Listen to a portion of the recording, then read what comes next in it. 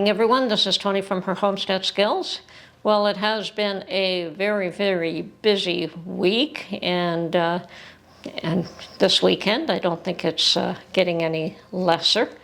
We have in Ottawa this weekend the anniversary of the Freedom Convoy. I think it's been 2 years now, and there is a group that has gone to protest in Ottawa this weekend, and I don't think it's a very large contingent, but it is a reminder that this event is still ongoing, that people are still believe that they have a right to protest, and with the courts agreeing with the population rather than with the government, they have the right to freely protest in Ottawa, and they are doing so this weekend. Good for them. Mark and I, actually I didn't find out about it till today, and I mentioned it to Mark, and he says, yes, we're not going. On the world stage, we've had one of Putin's, one of the people that he jailed has died, and of course there's a strong belief that that was intentional, whether he was maltreated or whatever the case is. They're still trying to determine why he died, but of course he was jailed in one of the worst jails in Russia, so we'll see what comes out of that, if anything. And yeah, that, and of course all Trump's drama, Trump and Biden. I understand that the FBI informant who had apparently credible information on the Biden's receiving money has been charged with lying. Somehow I'm not so sure that that is legit either, but you know, we'll see where that one goes. Yeah, and the Fannie Willis thing is getting kind of interesting, and all this drama, there's very little I can do about any of it. I can mention it, and I can say, wow, I feel so sorry for this person, and I feel sorry for that person, and when is this nonsense ever going to stop? But I can't do anything about it. So the only thing I can do is prepare my own home.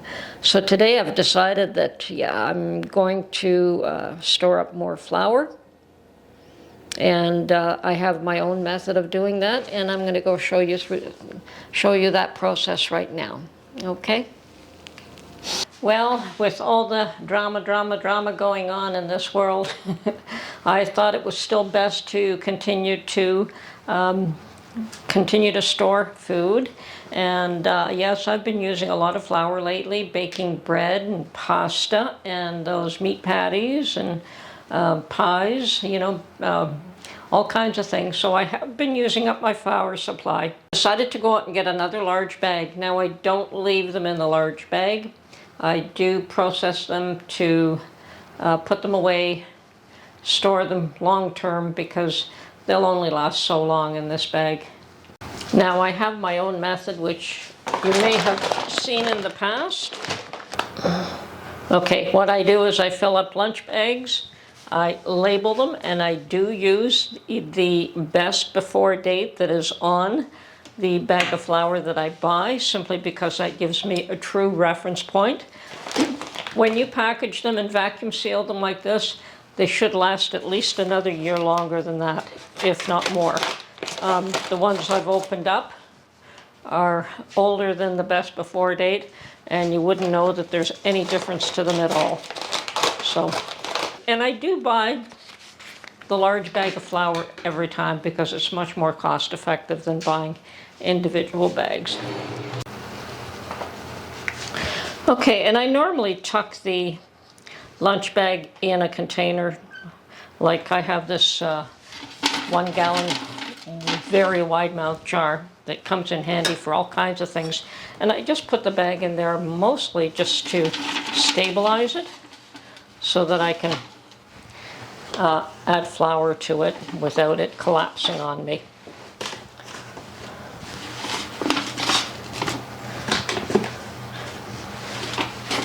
And since I haven't done this for a while, I don't remember what quantity I used, but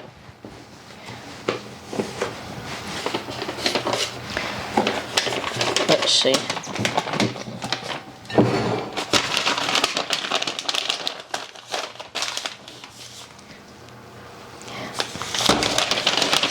Now I can certainly add a bit more, but I want to be able to vacuum seal these bags. Okay, so that would be probably about right.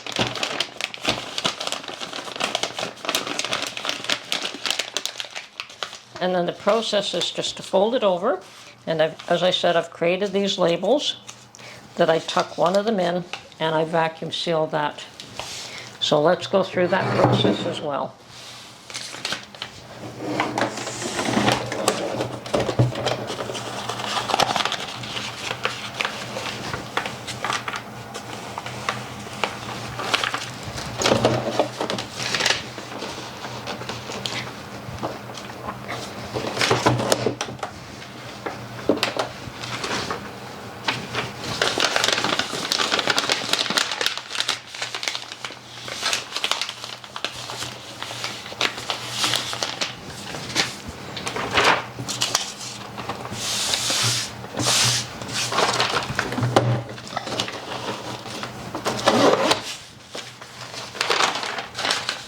Okay, I'm going to tuck this in there. Yeah, this one isn't too full. I know in times past I've made them a little more full than that. I had a little more difficulty getting them in the, actually, I am going to add a bit more flour to this.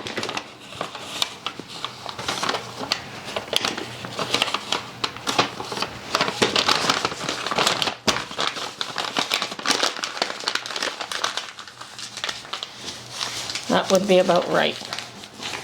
We want it just enough to be able to get it into the bag and hold it firm.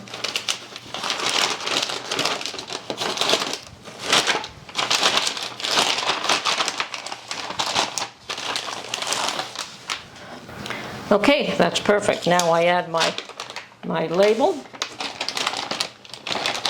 And I know exactly what's in this. Now the reason you put it in a brown paper bag is to prevent the flour from destroying your vacuum sealer, because it can do that quite easily. So at this point,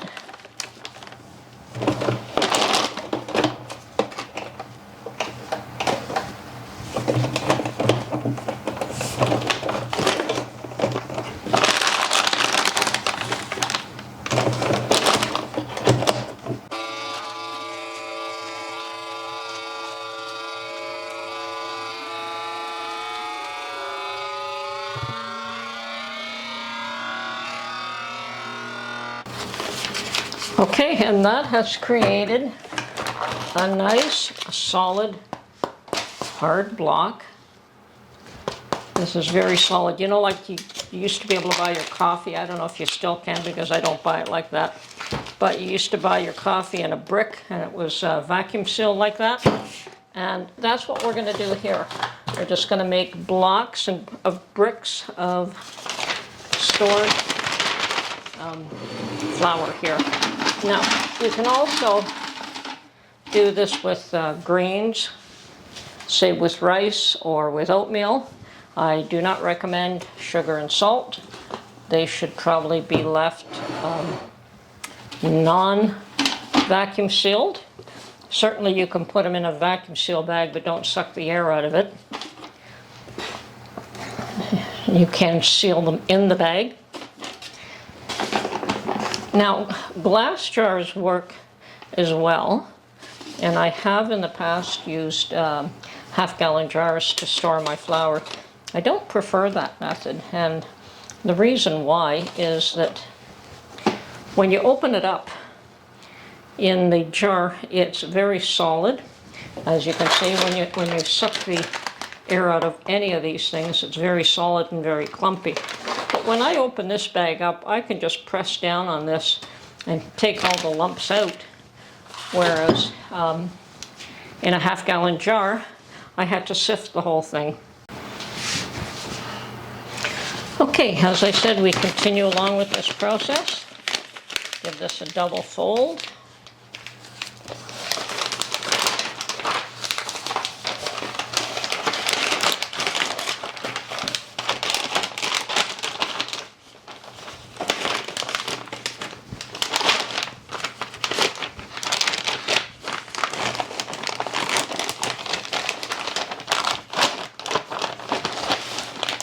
Perfect. Okay, and add in my tag so I know what this is. And now we'll seal it.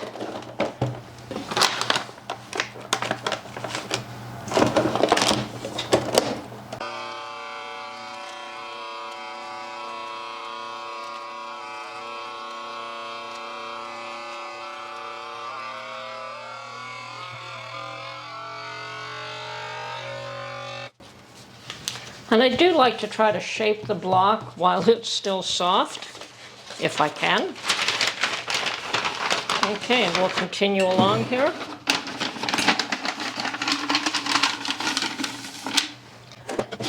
As you can see, very solid.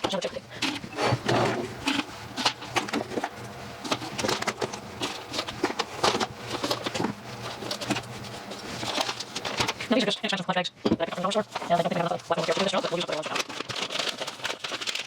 Okay.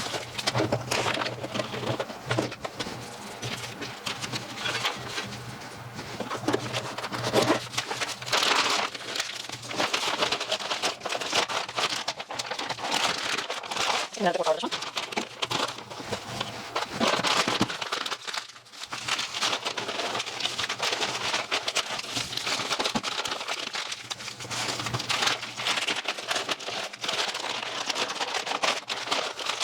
Okay, and another label. Here's salt.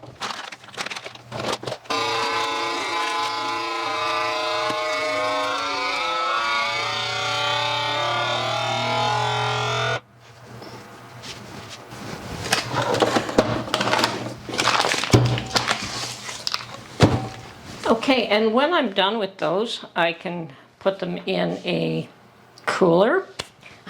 You know, if you've got a cooler lying around that is empty and you're not using it for anything, or I can put it in a 5-gallon bucket with a lid.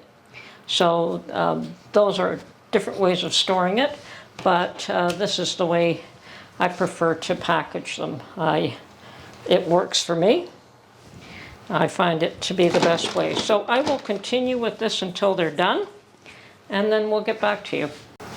Okay, I'm all done. I ended up getting 7 packets. I had absolutely enough of the brown lunch bags. I was afraid I was going to run short, but one of the packages is even small, so I'm doing okay. Now, as I said, one way to store them is in a 5-gallon bucket, and this is what I'm going to do right now. So, that skinny one at the bottom.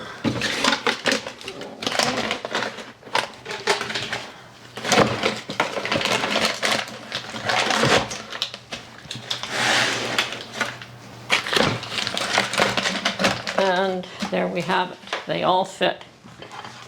So that's 22 pounds of all-purpose flour stored and ready. Now I'm still going to use up what I have that's older than this first, but I think I've got to get even another bag. I couldn't get the 40, 45, 50-pound bag because it's too much for me to carry. So this size is just perfect. Anyway, I hope you enjoyed watching how I store flour long term. It isn't the only method. I'm sure that there's many other ways that you can store it long term, but this is the method that I've chosen. I know you can put it in cans and seal the cans, and I know you can put it in mason jars. Now I don't have the ability to put it in cans. I can put them in mason jars, you know, half-gallon jars. I've done that in the past, not my favorite method, but this one works very well for me, very cost-effective, and I like it the best, so that is the method that I use. Anyway, hope you enjoyed this video, and we'll catch you on the next one. Bye for now.